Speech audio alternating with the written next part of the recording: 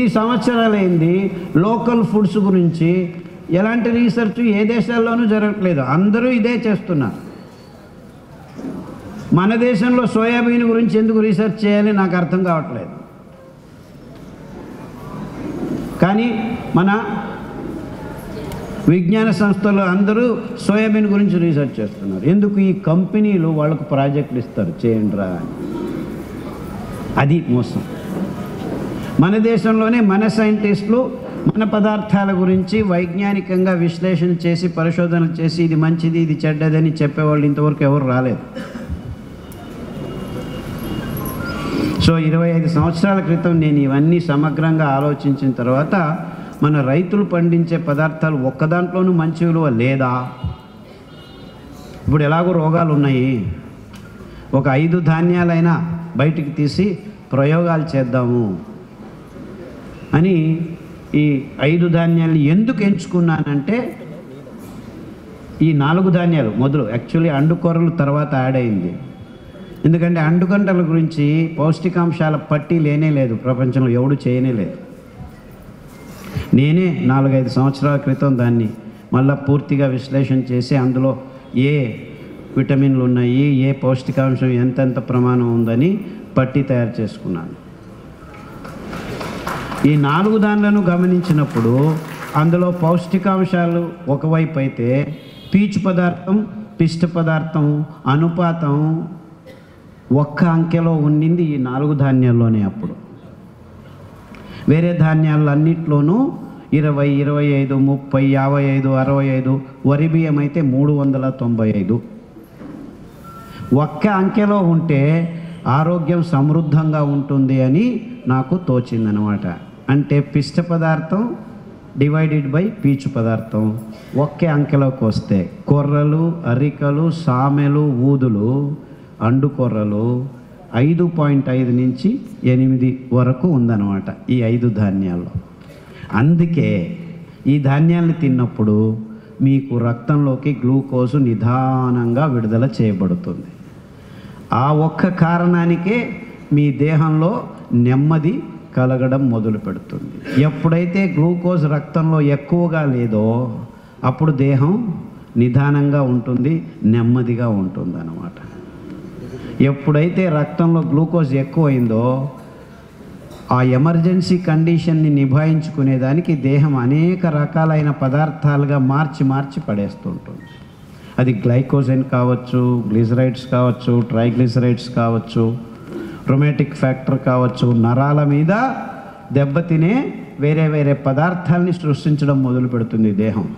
ఎందుకంటే ఎక్కువ గ్లూకోజ్ ఉంటే రక్తంలో నీళ్ళని పీల్చుకునేస్తుంది, మొత్తం జీవకోశాలన్నీ తడారిపోతాయి. దాన్ని నివారించుకునేదానికి ఈ పనులన్నీ చేయడం మొదలు పెడుతుంది. కానీ మనం ఊరుకుండటం లేదు, తినిందే. వరి బియ్యము గోధుమలు, ఇంకా కావాలంటే కోడిగుడ్లు, పాలు, కాఫీలు, టీలు, అంటే అన్ని అంగాల్ని కల్మషాలతో నింపడం మొదలుపెట్టాము ఈ ఫుడ్ కల్చర్తో. ఒక్కొక్కరు ఇంతలావు అయిపోవటం, 80 కేజీలు, 90 కేజీలు, 180 కేజీలు. అంటే మనం తింటున్న ఈ గ్లూకోజ్నంతా దేహం ఇలా కొవ్వుగా మాంసంగా మార్చి పక్కన పెడుతుంది అన్నమాట. ఎప్పుడైనా గ్లూకోజ్ దొరకకపోతే ఆ కొవ్వును తగ్గించుకొని జీవం చేయించు అని దేవుడిచ్చిన సెకండరీ మెటబాలిజంని మనము మొదటి మెటబాలిజం కొని మాంసము కొవ్వు తినడం మొదలుపెట్టాము. ఇంకా సో ఇవన్నీ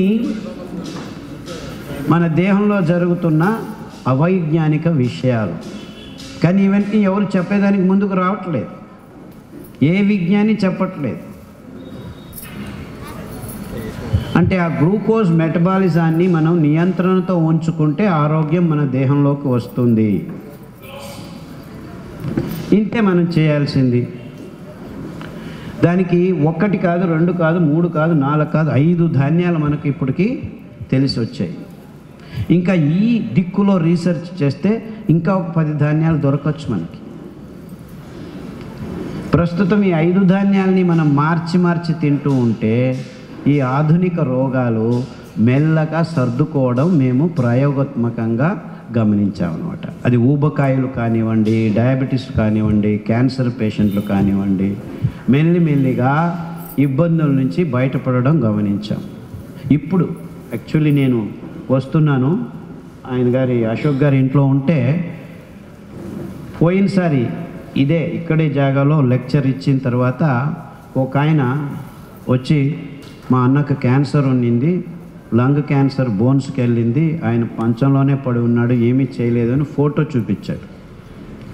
నేను ఈ ఆహారం ఇలా తినండి, ఈ కషాయాలు ఇలా తాగండి, పారిజాతం, జామాకు, రావియాకు కషాయం తాగండి అని చెప్పి కానీ ఇప్పటికి 2 నెలలు అయింది సార్ మనం వచ్చి ఇక్కడికి, 2 months.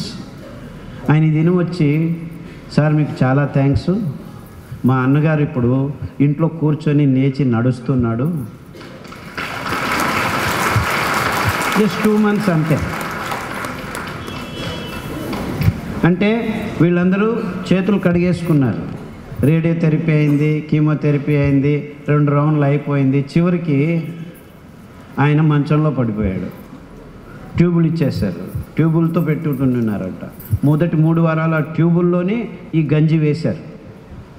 తర్వాత ఆయన తినడం మొదలుపెట్టాడు. సో ఇప్పుడు 2 నెలలు అయింది.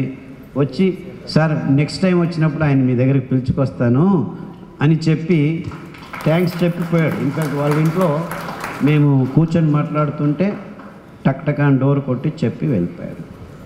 అంటే ఇలాంటివి చాలా ఘటనలు జరుగుతున్నాయన్నమాట.